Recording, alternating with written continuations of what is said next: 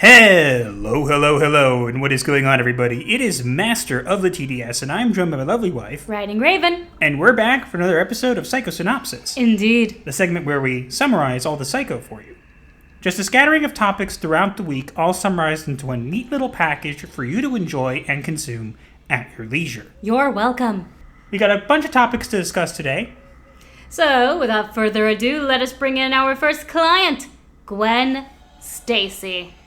Numerous Spider-Gwen fans and activists took to social media to claim Gwen Stacy in Spider-Man Across the Spider-Verse is transgender. Based on the colors of her costume. It is the colors of the costume, but as you can see, like in some of the images, her hair color gets colored a certain way from lighting. There's a Protect Trans Kids flag at some point. They're even saying a police badge looked like it was a transgender flag.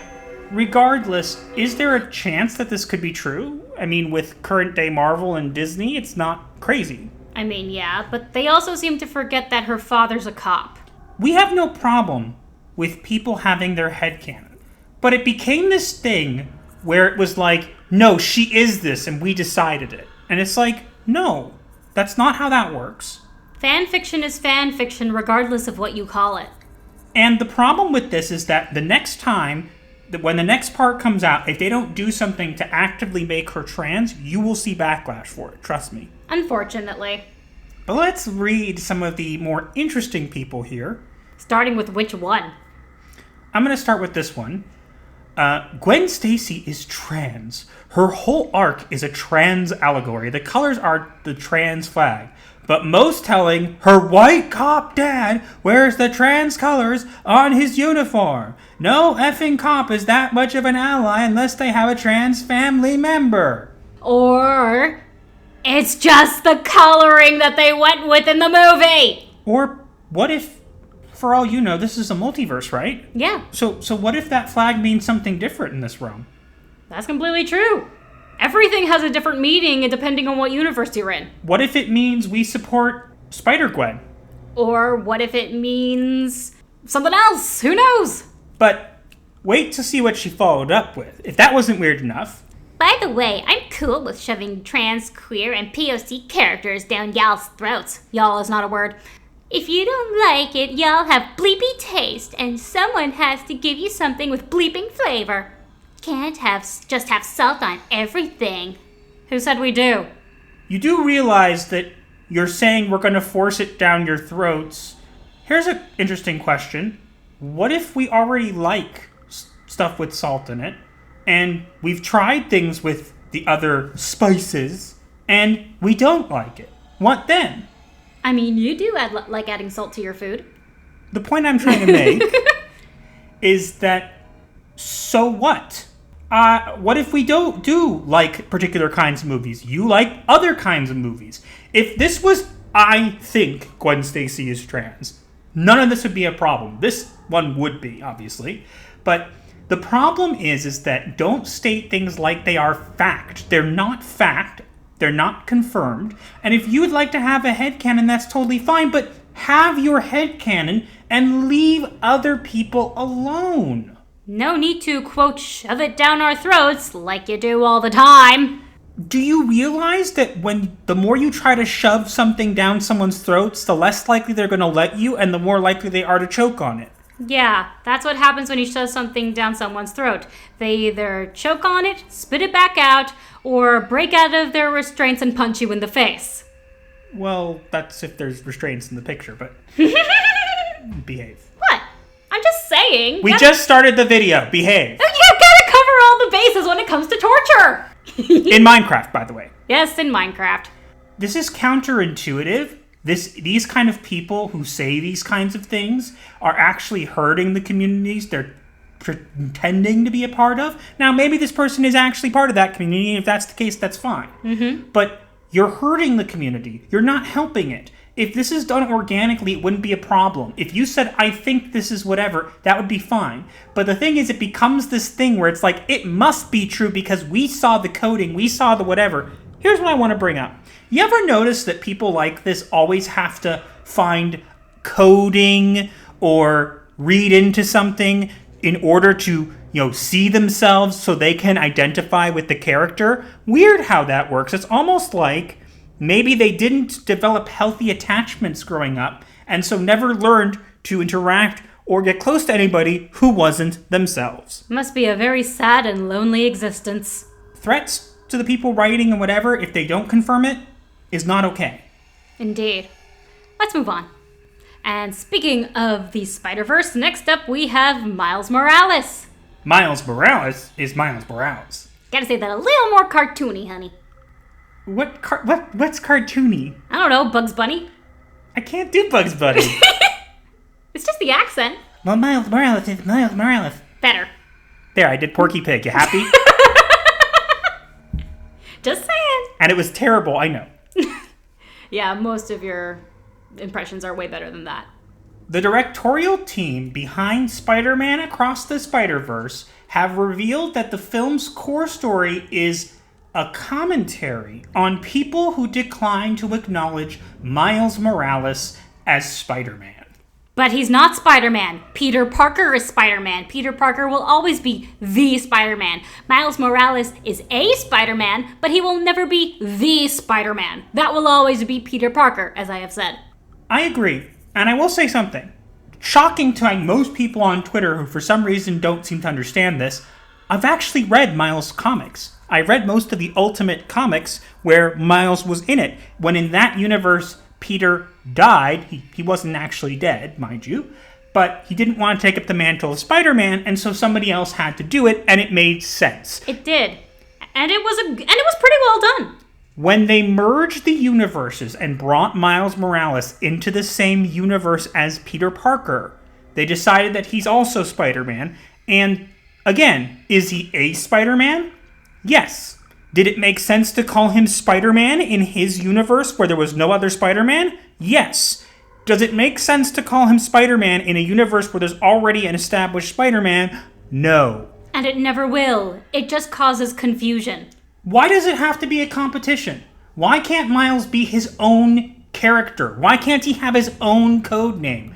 This is the same thing they did with X-23 and making her take on the mantle of Wolverine for a while. Because for a while Logan was dead and it made sense for her to take up her father's mantle. But then when they brought him back to life and she was still calling herself Wolverine, that didn't make any sense at all. Especially when they know people don't like it, and then they made Wolverine come out and like, you tell him. And it's like, X-23 lived her whole life being a clone. Wouldn't she want to have a name that was her own?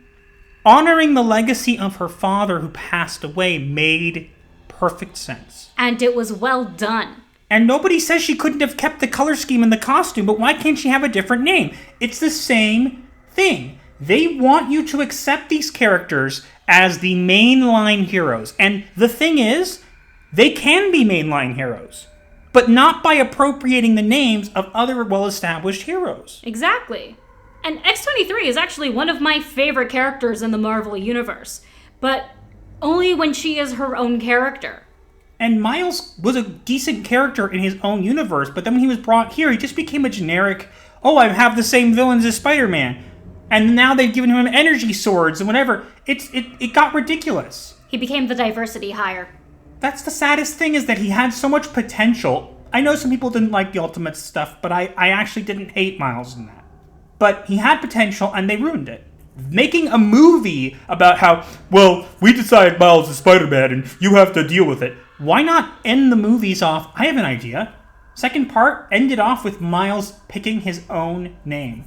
You would have nothing but happy people. Mm-hmm. I mean, even in the Across the Spider-Verse movie, apparently 2099 Spider-Man says that Miles was never supposed to be a Spider-Man. Exactly. That's the whole plot, is they're saying it's to acknowledge that, people won't acknowledge him, so we're going to force him to be acknowledged. That doesn't work really well. Again, trying to force it down people's throats doesn't work. Try doing it organically or don't do it at all. What he said. Shall we move on? And still within the Marvel Universe, next up we have Captain America. Am I supposed to believe you're Captain America now? Nope, I'm just the Falcon. The guy you're looking for is over there. Marvel Studios and the Walt Disney Company appear to have changed the name of their upcoming Captain America film after backlash around the original title as well as its implied meaning. From New World Order to Brave New World. Who's not shocked that they changed it from New World Order? Absolutely no one, except for the dumb and ignorant people. I hate the whole Falcon as Captain America now. It should have been Bucky. It doesn't matter who it was. Let Falcon have the shield. Call him Captain Falcon. Whatever you want to do. But stop just recycling names. It's like, this character's popular, so we're just going to take their name and slap it onto somebody else. Personally, I just wanted to see them bring into live action the comic in which Bucky took up the mantle for Steve Rogers, but always comparing himself to Steve and always fearing he was never going to live up to Steve. And then meeting up with his old war buddies and explaining everything that happened to him and them forgiving him for everything he did. I loved that comic! But instead, we got Falcon Captain America, the guy who goes, "You need to do better, Senator!" And just completely ruins the character of himself. Falcon was a decent character. He could have continued to be a decent character. There was no reason to make him into Captain America. And it's again another example of them forcing this. Nobody hates the character because they're black or because they're this. No, nobody hates that. Get this through your heads. Peter Parker is Spider-Man. Captain America is Steve Rogers. Other people having names that are similar to them, or you could call him a Captain America and have maybe a couple different captains for different places. There's a Captain Britain. There's also a Captain Brazil. Why can't he be Captain Falcon? Why can't he be his own character? It's like we need to recycle the legacy of characters for these other ones, and then when anybody says, hey, we don't like this, we just call them a bunch of names. Why don't you just come up with something original? Oh, wait, you can't. And they never will, because all creativity is gone from the mainstream. I've heard that this film is going to be mainly the Red Hulk film. But wouldn't that also mean they need Hulk in the film?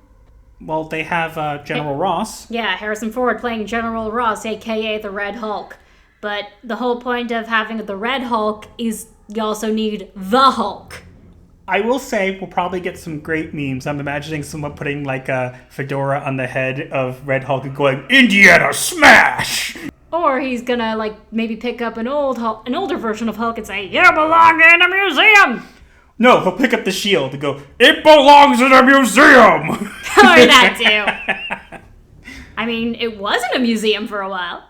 That would be funny. I'm just tired of this. Can't we just have the characters be themselves? Why do we have to keep recycling names? Why can't we just have new characters? It wouldn't kill you. It wouldn't be bad. And then the crying racism all the time is just getting old. It really is. Maybe Master Chief in the background over there can help sort them out. Is that Master Chief? It looks like Master Chief.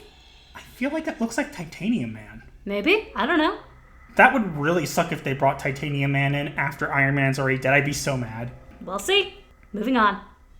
And still within the Marvel Universe, now we have Thor.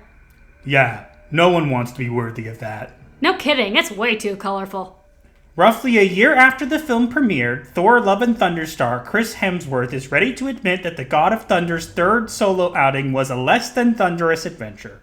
No kidding. Now, what he actually said was basically that they made it, they had too much fun with it, and it lost something, which it did. Which started in Ragnarok, really. Now, I want to clarify. My wife and I have not seen Thor Love and Thunder. We have seen enough of it to know that it seemed very cringy, and we're not basing our opinions on the entire movie, we're simply saying what other people have said. I simply did not see it because I didn't want to see them butcher the God Butcher, which I saw enough of in the clips and trailers. I love the God Butcher story arc. It's my favorite Thor story arc. I just hate Thor. I know, you really hate Marvel Thor. If you take a look at actual mythology Thor, though, you might change your mind. He's a ginger, mythologically. No, I hate Thor. Why? I just don't like him. I've never liked him. It's not that I hate him. It's just like, I don't like him. I think Chris Hemsworth did a great job as Thor, and I think he was good and he worked at certain things. But when they try to play him up as a funny guy, like that kind of thing, I could see Star-Lord doing because they literally introduced him as that. With Thor, they didn't, and they kind of brought it in, and I liked the first Thor that was more serious. And that's coming from someone who hates Marvel Comics Thor. Yes, I do not like Thor. I like Throg. And Beta Ray Bill. Surprisingly, they didn't have Beta Ray Bill at all in the movies. Yeah, don't give them ideas. Oh, sorry. They just brought Adam Warlock in Guardians 3 and made him into a running joke. Yeah, and gave him a baby face. Tell us something we don't know. Again, that's the main criticism most people had with this film, was not that, it was so terrible, whatever. The main thing was that it had over-the-top humor, and Marvel humor does work in smaller doses, but they've leaned on it so much lately that a lot of their films have just become, here's a point where you're supposed to laugh. There needs to be points of seriousness, too. That's what tempers a movie. That's what makes something worth watching. Mm-hmm. But also, they butchered the God Butcher. Yes, and not surprised to hear him say this. I'm surprised in the sense of I thought they might want to have him back. If he's saying these kinds of things, he's not exactly setting the groundwork for that. Well, they technically have already replaced him with Jane Foster. Didn't Jane Foster die, though? She did? I think she dies at the end of cancer. I don't know. I forget. And then again, I don't care. And spoiler for anybody who cared, no one cared. No one cared at all. Moving on. And moving from Marvel to Disney, even though they're still technically the same thing, next up we have The Little Mermaid. As the film flounders in theaters, the mainstream media has officially taken to blaming racism towards Halle Bailey for the box office failings of Disney's live-action The Little Mermaid remake. Or, here's a crazy thought, maybe it's just a bad movie. But it can't be. We have diverse and inclusive Ariel. You must like it. No, I'd rather get eaten by a shark. That would have been an interesting thing to see. Ariel get eaten by a shark? Yes! I would have paid good money for that. Blood in the water. Behave. No, I don't wanna. So The Hollywood Reporter came out with an article about this, and one of the things that was funny is it actually got community noted. And it was basically saying how, it was silly to say it was racism because other films have done well in, overseas, and so that's stupid. Which was true. Of course, as you could see, a bunch of these people started freaking out about it, and then they reported it as not helpful, and the note got removed. And they think they're so cool. I hate to break it to you guys. This film hasn't gotten its money back. If you take the marketing into account, and you take the split with theaters into account, the amount of money it's made is nowhere near what it needs to break even, and it's not going to break even. Yeah. So as you can see, 100% certified flop. Complete with a dead fish. I seriously love that edition. Just make sure you don't tell anybody that on Twitter, because if you do, you'll get these weirdos with the Little Mermaid in their handle or profile picture or whatever coming after you, who are totally normal people. As you can see, one of them right here, to the note, and it's Halle Bailey. Either it's stans, paid interns, or bots. You pick. Probably all of the above. This is ridiculous. It's okay for movies to do badly. I actually heard, and this is going to be crazy, I heard that Halle Bailey was the best part of the movie for most people. Really? Yeah, I heard she did a decent job with the singing, and I'm sure she did. But when you have to hear the scuttlebutt, we're gonna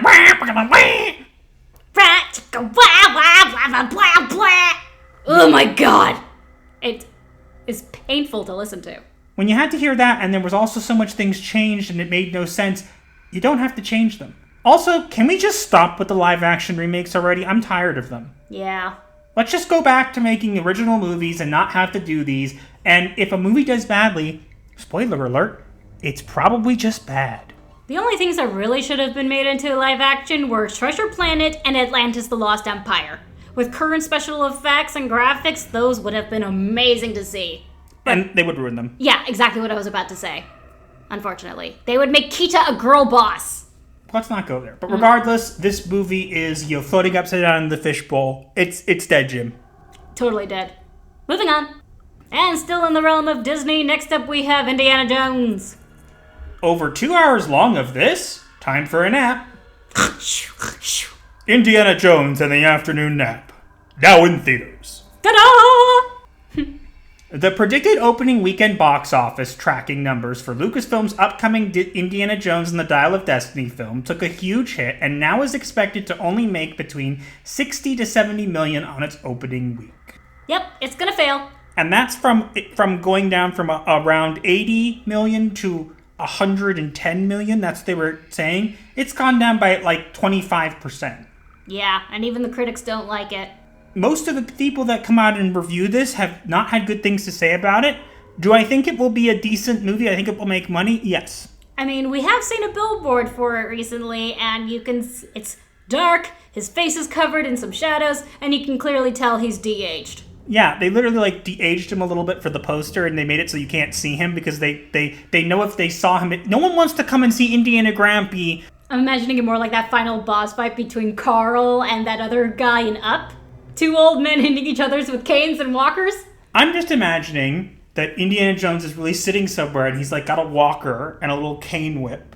And then like the hospital staff come in, it's like time for your bed to be snakes, I hate snakes. And he starts going dun dun dun dun, click, click with his walker, dun dun dun dun dun dun. That would be so much more entertaining than whatever we're about to get. Oh no, my dentures!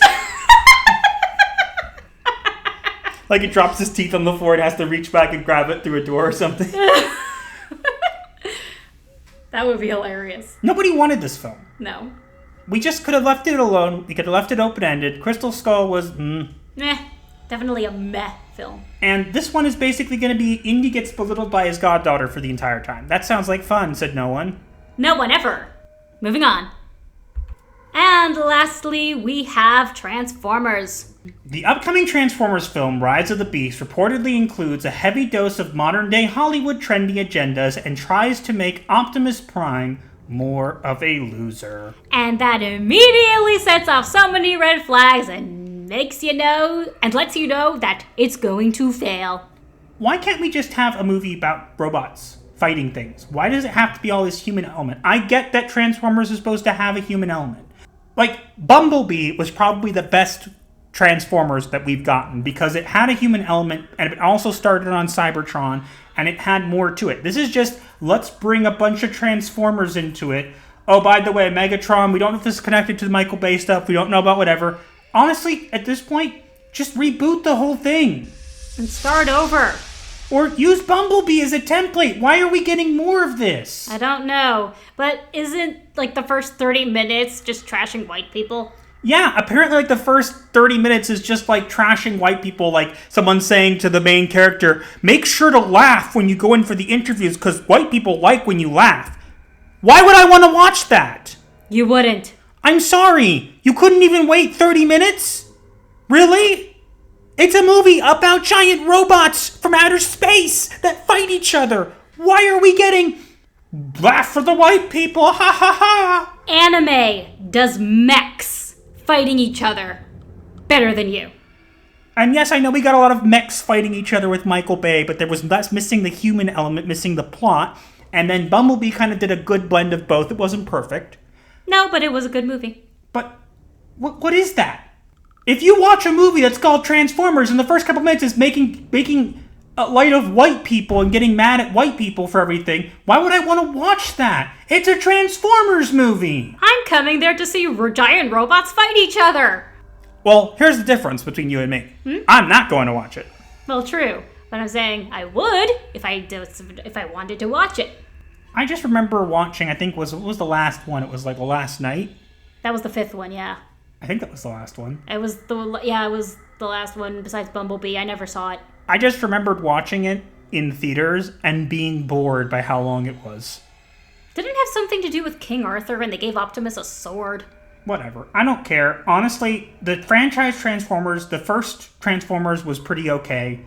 After that, it kind of went downhill. And I think that there's definitely potential for this kind of stuff, but it needs to be done correctly, and we just keep getting this garbage force-fed to us full of agendas, and quite frankly, it grinds my gears. Pun intended. I don't even remember there being animal-shaped Transformers. They're beasts. They have been. They've been in the show. I mean, I remember the Predacons, I remember the Dinobots. I don't remember any others. Who here remembers Insecticons? Insecticons! I love the Insecticons. Humans on a leash. And a very good Starscream. Now do Optimus. Gothic Therapy, transform, and roll out. But anyway, this is gonna fail, as we all know it will. It's a screaming metal death trap, literally. Indeed. Moving on. And with that being our last client of the day, it is time for us to reveal the diagnosis of the week. And we have a diagnosis that we've used before, but I think it fits very well here. Do tell. So the diagnosis for this week is histrionic personality disorder. Please explain. So histrionic personality disorder is basically, it changes the way people perceive, and relate to each other. Basically, they're people who seek attention with dramatics. They even do it in a sexual way, somewhat. And what are these things? They need to be the center of attention. They keep shifting emotions. They're easily influenced. And what better way to say what Hollywood is? They're a bunch of people who want attention, are uncomfortable when they're not the center of attention, need to make themselves look pretty or whatever just to get your attention. And ultimately, beneath all that, really thin layer of vanity is a vapid black hole that is Hollywood and has devoid of personality. And we see it so often. These people do this kind of stuff, but really beneath the skin, that skin is so thin that it's almost translucent. Literally, they have no thick skin. Any attack is conceived as this big, oh my god, how dare you, you're racist, whatever. And we see this so often. And it's tiring, it's annoying, and people aren't falling for it anymore. Especially when you push this kind of thing more often than not. And that's why I feel this is a great diagnosis for this week. I agree. And now on to the remedy of the week. And this week we are sending you to a friend of ours, Troy Pacelli, who runs a channel called The Last Call. He's another pop culture enthusiast and does just about everything on his channel, and he gave me a plague mask. Yeah, he actually sent us a plague mask. If you don't follow us on Twitter, you won't know about this, but someone said if I got a certain amount of followers, at some point they'd send Raven a plague doctor mask. I didn't end up getting there, but he ended up sending this. Troy ended up sending us one anyways, which was interesting. But yeah, great guy. Does a show with his wife, and they're good people. They've always been good supporters of us. So go check out his channel, and and see if it's worth a subscribe. Mm-hmm. So grab your plague doctor masks. If you have one. I do now. Thank you, Troy. Grab your plague doctor masks, head on over there, and let them know that Gothic Therapy referred you. Indeed. But that is all we have for this week. Let us know what you think in the comments below, and also make sure to like, share, comment, and subscribe with notifications on so you do not miss your weekly therapy session. Or you will be charged. But remember, when you do subscribe, your first session is free, so smash those buttons like they're bad kitties. And do consider joining us at the dusk, midnight, or dawn level. We would appreciate it quite a lot.